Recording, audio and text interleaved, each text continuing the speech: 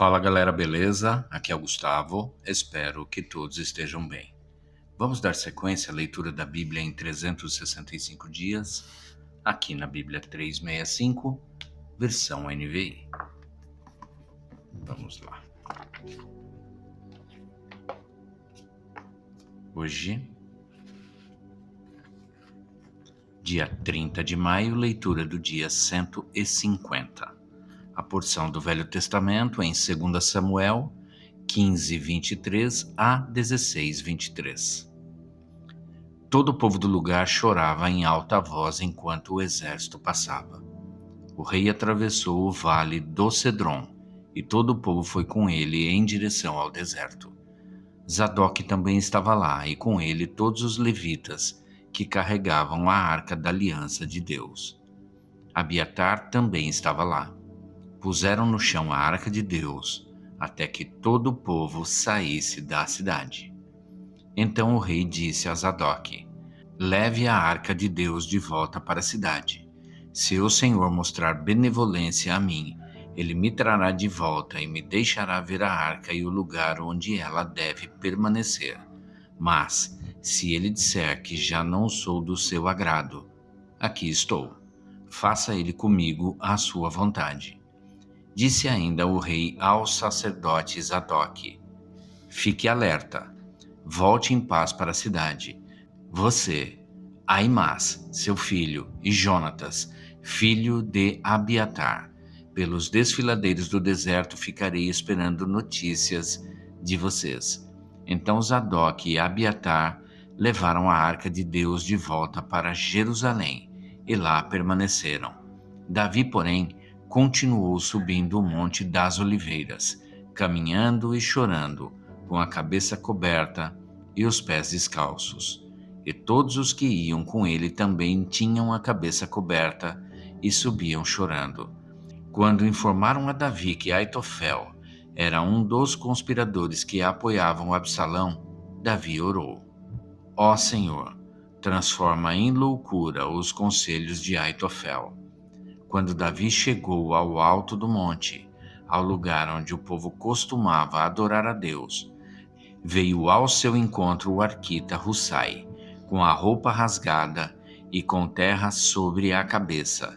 E Davi lhe disse: não adianta você vir comigo, mas, se voltar à cidade, poderá dizer a Absalão: estarei a seu serviço, ó rei. No passado, estive a serviço de meu pai, mas agora estarei a teu serviço. Assim você me ajudará, frustrando o conselho de Aitofel. Os sacerdotes Zadok e Abiatar estarão lá com você. Informe-os do que você souber no palácio. Também estão lá os 2 filhos deles, Aimás e Jonatas. Por meio deles me informe de tudo o que você ouvir. Hussai, amigo de Davi, chegou a Jerusalém quando Absalão estava entrando na cidade. Mal Davi tinha passado pelo alto do monte, lá estava à sua espera Ziba, criado de Mefibosete. Ele trazia 2 jumentos carregando 200 pães, 100 bolos de uvas passas, 100 frutas da estação e uma vasilha de couro cheia de vinho. O rei perguntou a Ziba: por que você me trouxe essas coisas? Ziba respondeu: os jumentos servirão de montaria para a família do rei. Os pães e as frutas são para os homens comerem, e o vinho servirá para reanimar os que ficarem exaustos no deserto. Onde está Mefibosete, neto de seu senhor? Perguntou o rei. Respondeu-lhe Ziba: ele ficou em Jerusalém, pois acredita que os israelitas lhe restituirão o reino de seu avô. Então o rei disse a Ziba: tudo que pertencia a Mefibosete agora é seu. Humildemente me prostro, disse Ziba, que o rei, meu senhor, agrade-se de mim. Chegando o rei Davi a Baurim, um homem do clã da família de Saul, chamado Simei, filho de Gera, saiu da cidade proferindo maldições contra ele. Ele atirava pedras em Davi e em todos os conselheiros do rei. Embora todo o exército e a guarda de elite estivessem à direita e à esquerda de Davi. Enquanto o amaldiçoava, Simei dizia: saia daqui, assassino, bandido.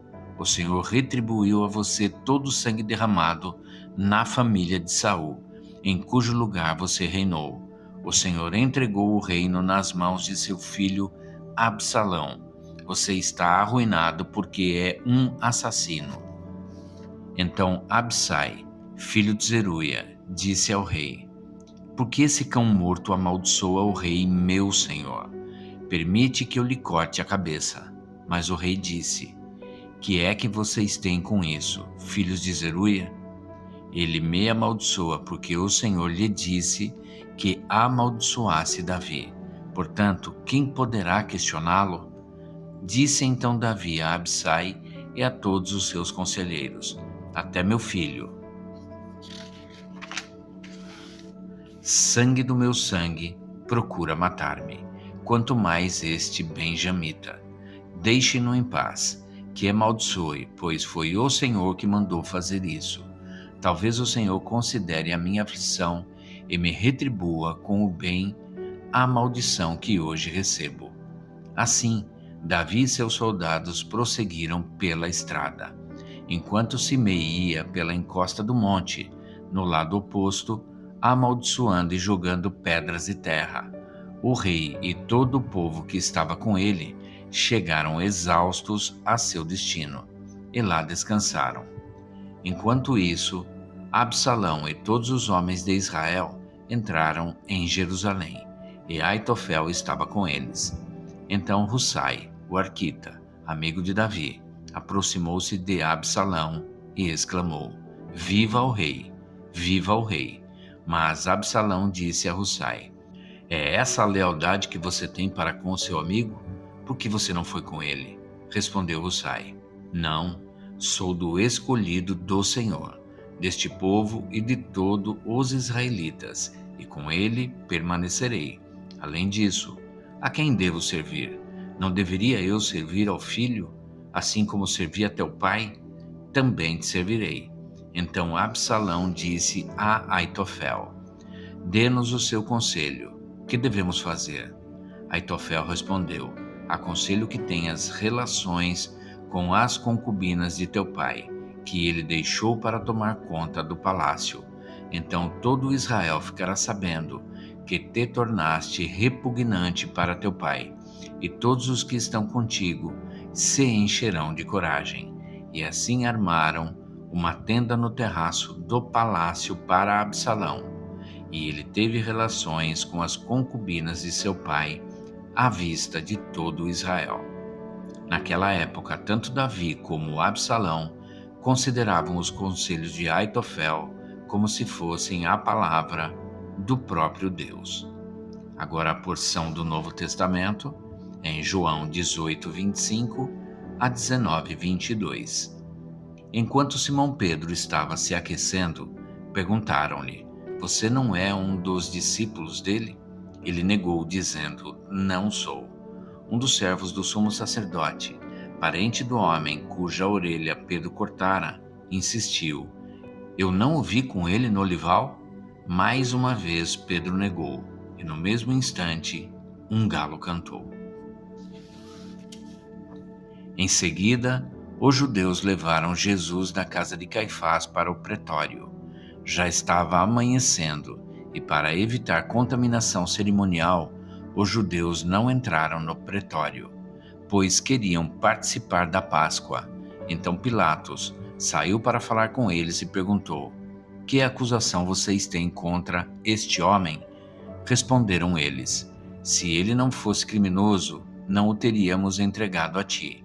Pilatos disse: levem-no e julguem-no conforme a lei de vocês. Mas nós não temos o direito de executar ninguém, protestaram os judeus. Isso aconteceu para que se cumprissem as palavras que Jesus tinha dito, indicando a espécie de morte que ele estava para sofrer. Pilatos então voltou para o pretório, chamou Jesus e lhe perguntou: você é o rei dos judeus? Perguntou-lhe Jesus: essa pergunta é tua ou outros te falaram a meu respeito? Respondeu Pilatos: Acaso sou judeu? Foram o seu povo e os chefes dos sacerdotes que o entregaram a mim. Que foi que você fez? Disse Jesus: O meu reino não é deste mundo. Se fosse, os meus servos lutariam para impedir que os judeus me prendessem, mas agora o meu reino não é daqui. Então você é rei? Disse Pilatos. Jesus respondeu: Tu dizes que sou rei. De fato, por esta razão nasci e para isto vim ao mundo, para testemunhar da verdade. Todos os que são da verdade me ouvem. Que é a verdade? Perguntou Pilatos. Ele disse isso e saiu novamente para onde estavam os judeus, e disse: Não acho nele motivo algum de acusação.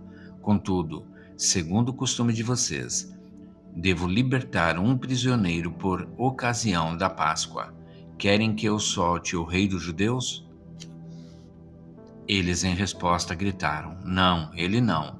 Queremos Barrabás. Ora, Barrabás era um bandido. Então Pilatos mandou açoitar Jesus. Os soldados teceram uma coroa de espinhos e a puseram na cabeça dele. Vestiram-no com uma capa de púrpura e, chegando-se a ele, diziam: Salve, Rei dos Judeus! E batiam-lhe no rosto. Mais uma vez, Pilatos saiu e disse aos judeus: Vejam, eu o estou trazendo a vocês, para que saibam que não acho nele motivo algum de acusação. Quando Jesus veio para fora, usando a coroa de espinhos e a capa de púrpura, disse-lhes Pilatos: Eis o homem. Ao vê-lo, os chefes dos sacerdotes e os guardas gritaram: Crucifica-o, crucifica-o. Mas Pilatos respondeu: Levem-no vocês e crucifiquem-no. Quanto a mim, não encontro base para acusá-lo. Os judeus insistiram: Temos uma lei, e de acordo com essa lei, ele deve morrer, porque se declarou filho de Deus. Ao ouvir isso, Pilatos ficou ainda mais amedrontado e voltou para dentro do palácio. Então perguntou a Jesus: De onde você vem? Mas Jesus não lhe deu resposta. Você se nega a falar comigo? Disse Pilatos. Não sabe que eu tenho autoridade para libertá-lo e para crucificá-lo? Jesus respondeu: Não terias nenhuma autoridade sobre mim se esta não te fosse dada de cima.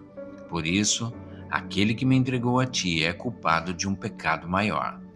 Daí em diante, Pilatos procurou libertar Jesus, mas os judeus gritavam: Se deixares esse homem livre, não és amigo de César.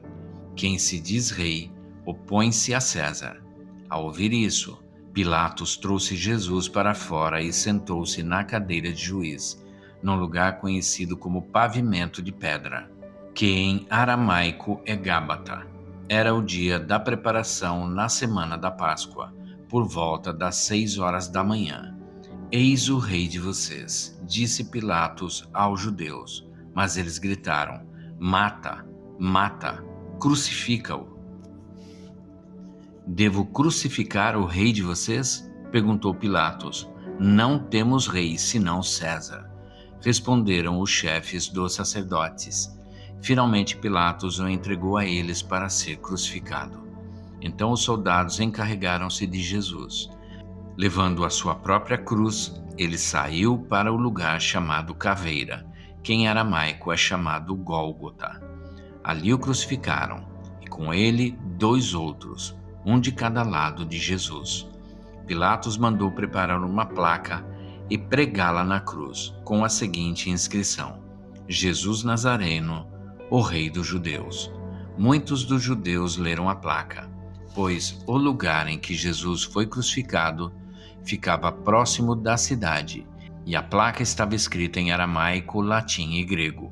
Os chefes dos sacerdotes dos judeus protestaram junto a Pilatos: Não escrevas o rei dos judeus, mas sim que esse homem se dizia rei dos judeus. Pilatos respondeu: O que escrevi, escrevi. Agora a parte de Salmos, em 119, 113 a 128. Samek. Odeio os que são inconstantes, mas amo a tua lei. Tu és o meu abrigo e o meu escudo, e na tua palavra depositei a minha esperança. Afastem-se de mim os que praticam o mal. Quero obedecer aos mandamentos do meu Deus. Sustenta-me segundo a tua promessa, e eu viverei. Não permitas que se frustrem as minhas esperanças. Ampara-me e estarei seguro. Sempre estarei atento aos teus decretos. Tu rejeitas todos os que se desviam dos teus decretos, pois os seus planos enganosos são inúteis. Tu destróis como refúgio todos os ímpios da terra. Por isso amo os teus testemunhos. O meu corpo estremece diante de ti. As tuas ordenanças enchem-me de temor. Ain. Tenho vivido com justiça e retidão. Não me abandones nas mãos dos meus opressores. Garante o bem-estar do teu servo. Não permitas que os arrogantes me oprimam. Os meus olhos fraquejam, aguardando a tua salvação e o cumprimento da tua justiça. Trata o teu servo conforme o teu amor leal e ensina-me os teus decretos. Sou teu servo. Dá-me discernimento para compreender os teus testemunhos. Já é tempo de agires, Senhor, pois a tua lei está sendo desrespeitada. Eu amo os teus mandamentos mais do que o ouro puro. Por isso considero justos os teus preceitos e odeio todo caminho de falsidade. Agora a parte de Provérbios 16, 10 e 11. Os lábios do rei falam com grande autoridade. Sua boca não deve trair a justiça. Balanças e pesos honestos vêm do Senhor. Todos os pesos da bolsa são feitos por Ele. Até aqui, gente. E é isso. Terminamos a leitura do dia 30 de maio, a leitura do dia 150. E amanhã retornaremos para a sequência desta leitura. Espero que todos tenham um excelente dia e que Deus abençoe a vida de cada um de vocês.